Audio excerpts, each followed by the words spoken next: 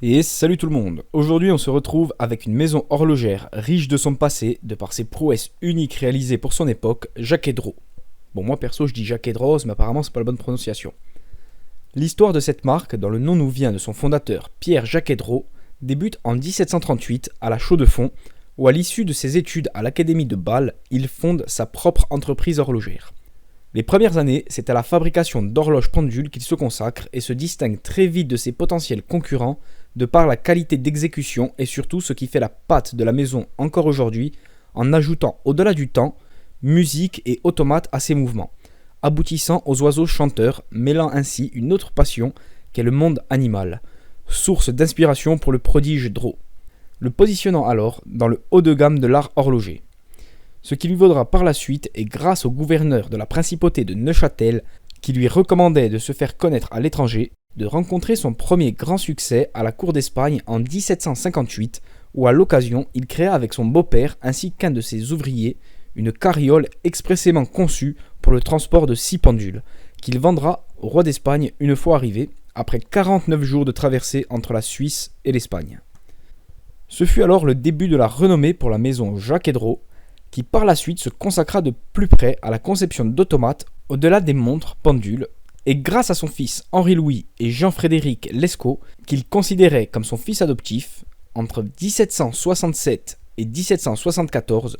c'est la création de 3 chefs-d'œuvre que mirent au point les horlogers avec l'invention des premiers automates aux apparences humaines, que sont la musicienne, le dessinateur et l'écrivain, chacun ayant l'application de leur nom, évidemment. Ce sont les premiers androïdes aboutis de l'histoire et dotés de détails époustouflants, comme le fait qu'ils puissent reproduire la respiration humaine, cligner des yeux et suivre du regard ce qu'ils exécutent, comme écrire ou dessiner. Et bien évidemment, ces derniers sont réglables afin de produire différentes musiques, dessins et écritures, allant même jusqu'à souffler sur la mine du crayon si elle s'use, donner un coup sec sur la plume d'oie pour enlever l'excédent d'encre, ou encore faire la révérence à la fin de la musique jouée.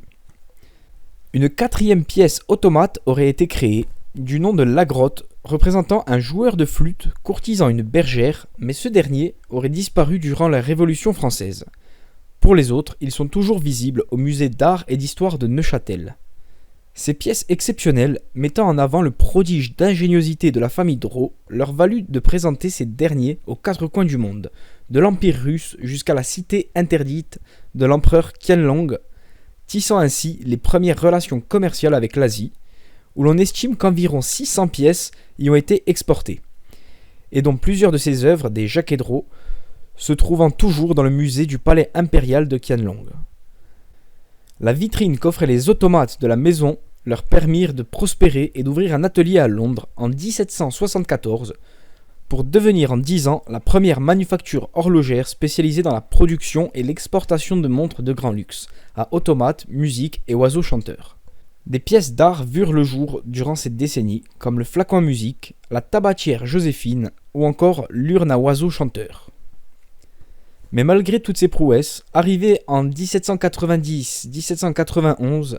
Pierre et Henri-Louis Droz décèdent à une année d'intervalle, couplés à cela la Révolution française ainsi que les guerres et embargos exécutés par Napoléon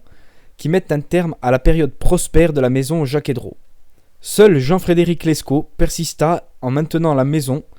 mais aussi en créant des prothèses de membres articulés.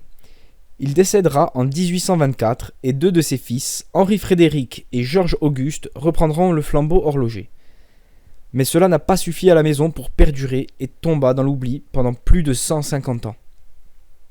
Heureusement, les automates créés ainsi que les autres prouesses mécaniques de la maison lui permirent de titiller l'esprit des nouveaux horlogers dans les années 60-70 qui rachetèrent le nom de la marque pour la faire renaître avec des montres bien plus simples, emboîtant des mouvements de type Landeron, Valjoux ou encore ETA, et ne ressemblant plus à la manufacture originelle mais typique de ces décennies avec beaucoup de modèles produits, que ce soit en plongeuse, chronographe, modèles plus classiques et aussi pour femmes. Malheureusement, on ne connaît pas beaucoup d'informations sur cette période, si ce n'est qu'elle est le résultat d'un conglomérat de plus de 150 manufacturiers horlogers qui disposaient du logo de la marque afin d'emboîter leurs montres, avant d'être revendus par la suite à la société anonyme de fabrication suisse d'horlogerie. Par la suite, elle sera encore revendue au groupe Investcorp, qui au même moment avait racheté Breguet, pour être rachetée à l'aube des années 2000 par le Swatch Group, pour revenir aux fondamentaux de la marque en se replaçant dans une gamme de luxe et haute horlogerie en reprenant les codes qui ont fait la maison Jacques & Drault. À commencer par les automates, dont la firme en a reproduit un en 2012 avec le Magicien, renouant avec son passé ainsi que d'autres pièces comme la machine à signer et à siffler, montrant bien que leur but, en dehors de faire du chiffre, est de préserver le patrimoine passé de la maison, mais aussi avec la musique et les animaux, couplés à la micro-peinture, la gravure et le travail émail-paillonnage de ces cadrans. Les montres actuelles sont reconnaissables pour la plupart par leur boîtier classique, galbé, avec une petite heure minute et grande seconde, qui se décline dans une multitude de variantes selon les matériaux et mouvements maison utilisés, allant d'un émail classique au mouvement squelette. Deux designs de boîtiers se distinguent néanmoins avec la collection des Lady 8 et SW, qui se veut être la gamme sportive de la marque, ainsi que certaines exceptions comme la Charming Bird, une pièce d'art qui n'en reste pas pour autant reconnaissable, et le tout est fabriqué en très petite série numérotée, allant de 1, 8, 28 ou 88 exemplaires, la totalité se classant en 7 collections, et proposant aussi d'effectuer des pièces sur mesure, à la demande du client. Récemment, la maison a édité une version de marquée de tigre à l'occasion de la nouvelle année chinoise 2022, montrant ses ambitions de séduire le marché asiatique comme bon nombre de ses homologues horlogers. Voilà donc pour l'histoire de cette marque débordant d'imagination et se distinguant de ses homologues par sa créativité, et ce plus de 250 ans après sa création. Malgré des périodes d'absence, c'est toujours un plaisir de constater que la maison a pu renaître de ses cendres grâce au Swatch Group pour nous proposer encore aujourd'hui, au-delà des montres, des objets d'art reflétant l'âme de la maison Jacques & Drault. C'est tout ce que j'avais à dire, j'espère que cette vidéo vous aura plu. N'oubliez pas de vous abonner, de liker et de partager, et quant à moi je vous dis à bientôt.